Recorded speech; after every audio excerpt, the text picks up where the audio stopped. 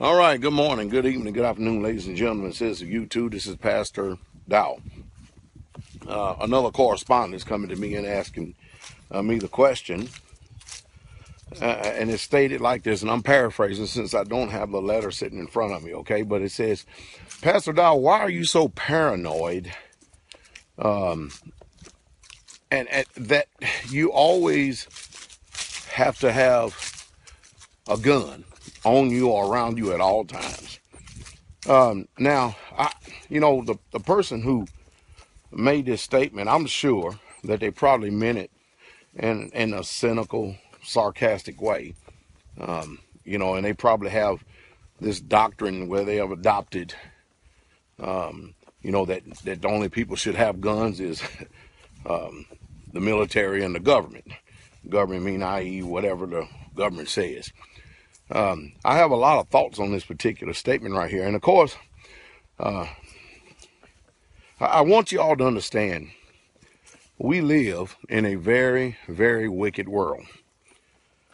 And I think the question is coming to me because I'm a pastor, and most of these people just cannot simply square why a pastor is talking about guns and always carrying one and always having one on you. I think it has to do with our conditioning process here in America that we live, because it's amazing. We have politicians out there who are after our guns. Hillary Clinton, the Democrats, they're definitely after your guns. Obama's after your guns, all right? And, they're after our firearms, and they want them. But you know what's funny about these people? Every single one of these people, while they seem to be somewhat against firearms, yet still they're protected, and they hire people, or either they're in positions of government where they are required to be protected by someone who's carrying a firearm. Now, that's amazing, isn't it? That's amazing. I just think we're toyed with entirely too much in our mind and our conscience to the point that we don't even know halfway we're coming or going. Think about this. The other day it was in the news. A family, making a routine grocery store stop. And while inside going to the grocery store, somebody in the parking lot decided they was going to pull out a gun and rob his family. Now think about this for a second. What if this man had the means to protect himself? Because you can know all the mixed martial arts in the world that you want, but your mixed martial arts is not going to give you an advantage over someone who has a gun. Do you understand? And I think the problem is the way that we have been conditioned in this country and continue to be conditioned. We think in this country that because you possess a firearm or have a firearm, that makes you evil. But if you follow that logic and that line of thinking, that means the police is evil, government is evil. Of course, by very definition, they are. But you never know. You never know when evil is coming your way. And I said it once, I said it 1,000 times. You do not pick the time, nor do you ever get to pick the day, nor do you ever get to pick the situation when evil is going to be coming your way. But you better be ready. Every single day, people are snuffed, literally snuffed out of this life, and they go off into eternity because they simply was not prepared. I have a personal rule, my own personal rule. I have never shared it with anyone. And I try my best to make sure I follow it the best that I can. And my rule is to make sure I am never no more than 5 seconds away from my firearm. And of course, that's my own personal preference. But you've got to understand that we live in a world and that the Israelites were warriors. God is a man of war. And how did David ever become the type of king that he was if he wasn't a man of war as well? He's also a poet and a man of peace. But when it was time for war, it's time for war. You ever read Ecclesiastes? And when it was time for peace, time for peace. When it's time to sing, it's time to sing. It's time to dance, it's time to dance.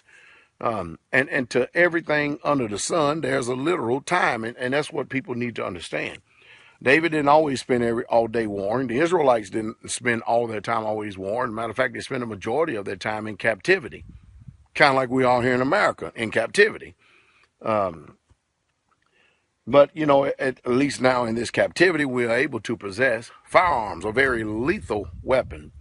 But for those of us who have sound mind, we don't carry these weapons because we're trying to be somebody bad. We carry it because it is the best defense. You know, if my wife and I, you know, we're getting on up in years, all right? I can tell I'm not as fast as I used to be, nor am I anywhere near as strong as I used to be. And as I continue to keep getting older and older and older, the decline is on. And that's just part of life. You know, nobody's going to cheat death. But I can't imagine myself and my wife, you know, we travel, we preach a lot. And sometimes when we get finished, when I get finished ministering, sometimes it's late at night. And if we didn't have time based on the situation or circumstance, we may stop at a grocery store, go to the produce section and load up on some fruits and vegetables or whatever may have you, and buy some stuff to take back to the hotel room. Can you imagine that here we are, just got finished coming back from a meeting, and all of a sudden, you know how young thugs and teenagers run today. There's really literally no regard for the hoary-headed people or older people at all. Can you imagine that here we are in a parking lot and all of a sudden 4 of them gets out of a car and have a couple of tire irons and a baseball bats and stuff, and they walking up towards us? And first of all, I'm not going to let them get close to me at all. I don't care if they were just passing by, because it doesn't warrant that type of attention that night for anybody to be that close, since the parking lot is just about empty and we're trying to get into the store. And can you imagine that they shout at us or something like that, or they try to get in front of us and they tell us, you know, give us your wallet, give us this, give it that, give it this, give it that. Well, I'm going to tell them one time.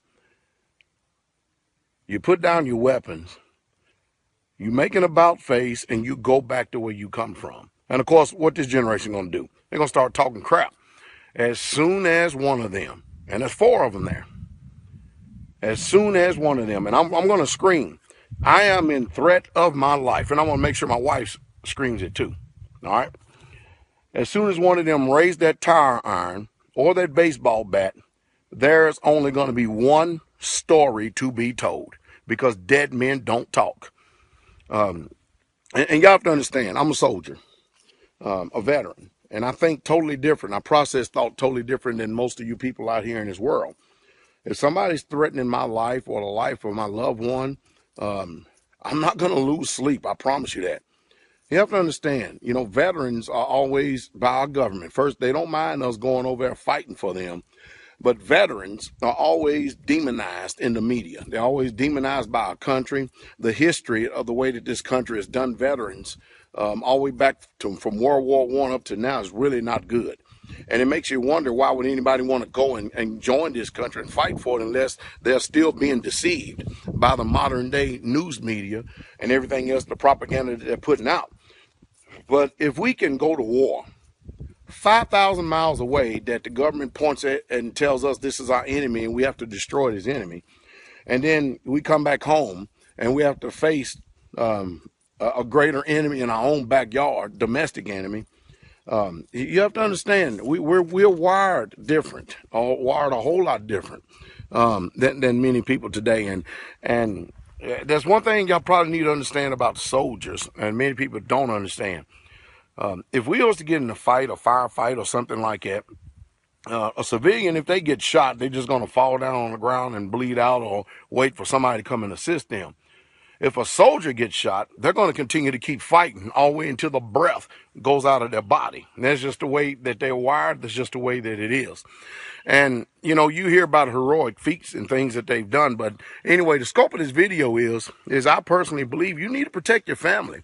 Don't let any religion, i.e. Christianity, or any theology or anything try to skew your mind from your responsibilities, especially if you are a man, for protection of your family, because you're going to have to answer to the Father for that. And if you have the ability to have a firearm and to be able to protect yourself from all enemies, be they foreign or domestic, then you need to do that. because today does not have to be your last day on this earth, especially if somebody wants to come and do you evil. If somebody wants to come and do you evil, you do not have to put up with that. And I would rather, as the old saying goes, I would rather be judged by 12 than carried by 6. And that's just the truth. And that's the truth straight way. I think they have conditioned this generation minds a certain way that it's almost cancerous. It literally truly is. And it's very disturbing how men, so-called men, think today.